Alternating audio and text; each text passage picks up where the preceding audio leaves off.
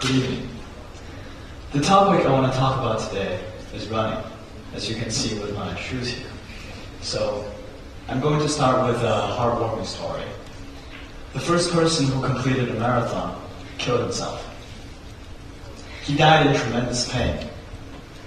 He ran and pushed his body to his last breath. To the last second, it cracked and broke. Sad. But he didn't die for no reason. The thing he ran for was the message of war victory.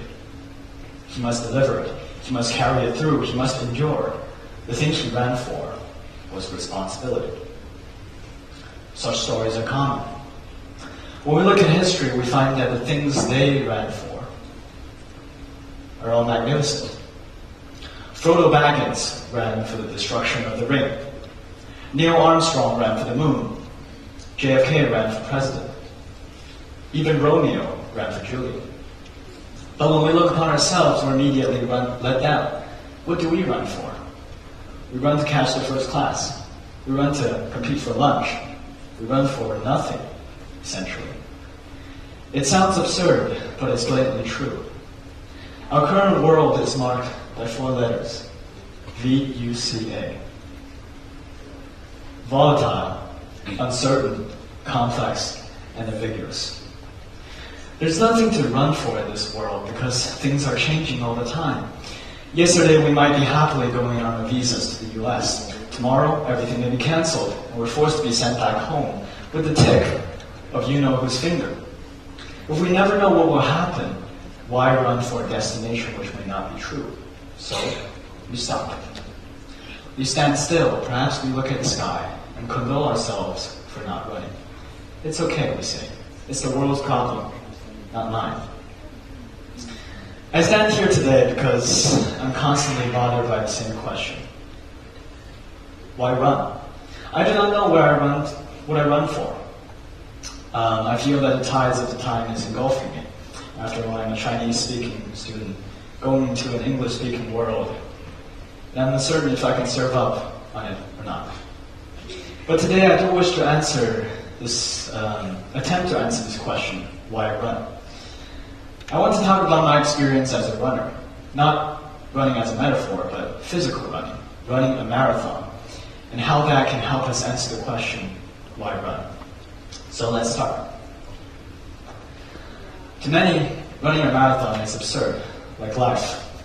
It is nothing more than just mechanically repeating your 2 legs, left and right, and going for extreme long distances. It becomes more absurd when you actually take a glance at a marathon race. You wake up 5 a.m. in the morning to catch the earliest subway. Then you wait in line with a massive sweaty crowd until the start of the race. Then for 42 kilometers, you mechanically repeat your legs to run around the city like a hamster on a wheel. In the end, they kindly reward you a banana. Well, so far, I've been given 3 bananas in total. And this is my running journey. I started running last May. Unlike some other people who run with great purposes, I started running because of some very simple reasons. 1, I thought that I needed some exercise after COVID had ended.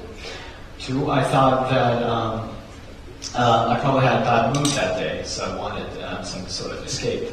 And 3, I saw some other people talking about their marathon experiences, so I thought it'd be very cool for me to try one myself. Whatever the reason, I wore some sports shoes, got out at night, and started to run. At first I thought I could ace a 21K half marathon on my first try. Of course I failed miserably. So, in the next couple of days I tried some simple runs instead. Every once or another night, I go downstairs to run a 3K or 5K. It was slow, at around 5 to 6 minutes per kilometer, because I couldn't run much faster. Immediately, I realized that running is a crazy physical sport. You can't get good at it unless you put in the work in training, which could be immensely painful. In running, there are normally 2 types of training, a long distance and a short interval training. In a long distance, you try to keep a constant pace to go for tens of kilometers to practice your aerobic endurance. In an interval training, you sprint for short sessions of 400 to 800 meters and you repeat that for dozens of times. Both are immensely painful, where every time I feel my lungs pumping to the point of almost breaking. But apart from the physical pain, I also started to notice something else. I noticed the subtle but strong power that running seems to be giving to me, not only to my physical body, but to my mind. When I run, I stop caring about the mundane things. My emotions disappear. I focus only on my breath, my steps, and the path on which I march. It lifts me out of the ordinary world into somewhere new, into a continuing momentum, and that was very refreshing. No matter how horrible I felt before the run, or how painful during it, I'd feel fulfillment and tranquility afterwards. So that feeling kept me going for another and another run over the summer. By August, for the first time, I was able to complete a 10K within 50 minutes, so that's when I thought I should try a half marathon. In September 2024, I completed my first half marathon in the grasslands of Inner Mongolia. 2 hours. It was not impressive, but I controlled my pace, kept my breath, and made steady steps one by one. Then I completed 2 more half marathons in November, one in Qingdao City and another on the streets of Beijing. I started noticing that there was something to running that kept me going for it. I had already forgotten why I run in the first place, but strangely, I wanted to keep it going. As I began to notice, this urge to run seems to be universal across many of us. There may not be a strong destination that we want to reach, but there's a spirit to running that attracts many of us to join. And this spirit of running came to grow. And it grew especially after the winter of 2024, when upon getting back to school, I had the chance to run, to have encountered some other runners in my running journey. And today I'd especially like to talk about 2. The first is this cute guy, Mr. Bernardo Punga, my economics teacher. By random chances in class, I got to know that he likes to run long distances. So I thought it would be a great idea to ask him out for a run. He said he ran quite badly on the tracks, so we headed outside onto the streets of Shiyi and around the surrounding lakes and back. And we occasionally chat about things on the way. I noticed that Mr. Opanga had a spontaneous energy for running. There's no strong or victorious message that he wishes to carry. He just likes running itself. There seems to be something in nature that attracts his attention. He said that comes from his Kenyan homeland. The spirit of Kenyan running, he says, lies in its nature. It produced the most pristine runners with the most pristine energy. It produces a momentum to wrestle with nature in humble fearlessness. The marathon world record holder, Eliud Kipchoge, is from Kenya, and he carried that pristine momentum to its fullest, wrestling with the nature around him to break the limits of mankind. So that was one spirit. In April this year, I had the opportunity to see another spirit of running, this time not in China, not in Kenya, but in Berlin. In April, our history class organized a trip to Berlin. Aside from the history museums we went to, there was one thing that attracted my special attention. That was there was a half marathon happening in the city. So on April 6th, our last day of the trip, we stood on top of the TV tower of East Germany and looked down. And there we have it. The crowd was running through the city. Interestingly, their starting and ending point was this gate here, known as the Brandenburg Gate. For those who know history, this is the gate that once connected East and West Germany together. Since the fall of the Berlin Wall in 1989, the runners would run through this gate to carry a spirit that connects their divided past.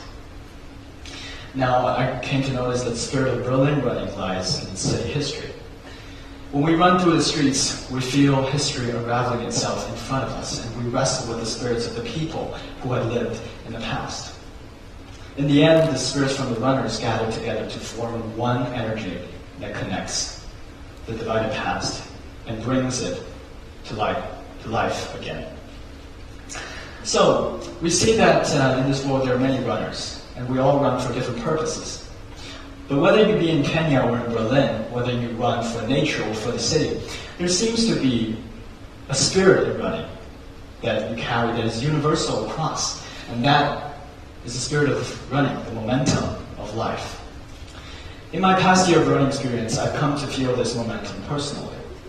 Whenever I feel doubt in myself, when I feel uncertain, I run. I run to pacify. I run to bolden up. I run to calm down. I run to direct myself forward. I run not because I see it as a way of escape, but because I see it as a way of confronting my weakness and inner resentment. I run because I know that it gives me something every time.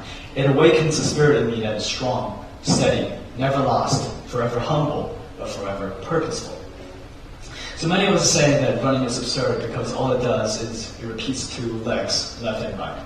But in reality, that may actually be its best compliment. Because yes, all running does is repeats two legs, left and right. It reminds me of a great saying in Chinese, given to all of those who are suffering in the utmost adversity. 看脚下，不断行，莫存顺逆. That meant, look down upon your path, be ready. Keep your footsteps short and steady, and think not of winds fair or foul. That is exactly the spirit of running, and why we run. I wish all of you may remember this. Run your own path and think not of winds fair or foul. So really, in our current 21st century world, when the flowers are blooming, birds are singing, politicians are bombing, sea levels are rising, it seems that winds fair and foul are coming from all sides. In a world like this, it seems absurd to run, especially for a destination which we have no confidence of reaching. But in reality, running is never about reaching a destination. Running is about building the momentum and spirit for any destination. It is the water of life that springs from running that keeps us going for it. And the steady steps that continuously flow in running that gives us something to hold on to in a period of massive change. So, run your own path and think not of winds fair or foul. So, in April, I was walking in the streets of Berlin near Brandenburg-Gate when suddenly something caught my attention. It was an advertisement sign from a shoe company, possibly cheering for the half marathon. Running is awful. I love it. I hope that even decades later, when we look back upon this journey that we will all run through, that we can say those exact same words. Running is awful. I love it. Thank you very much.